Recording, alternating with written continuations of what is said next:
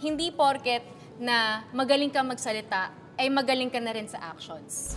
May mga tao na magaling mangampanya, magaling mag-public speaking, pero in terms of actions, in terms of execution, they are lacking.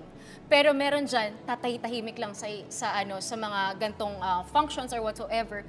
Pero kapag on the spot na, eto na, galawan na, kayang-kaya niya na. Isa din dyan na lagi ko naririnig, bakit kailangan mo tumakbo kung gusto mo lang naman tumulong? Very important ang pagkakaroon ng posisyon in helping other people, in tapping other people, kasi meron kang platform to execute your plans. Regardless of colors, regardless of slate, whether you came from independent party or nakatiket ka man kay kapitan or bagong kapitan, always remember na at the end of the day, dapat makilala kayo as a whole. Wala dapat nag-uungusan. So, regardless of colors, i-drop nyo na yan. That's over. That's elections.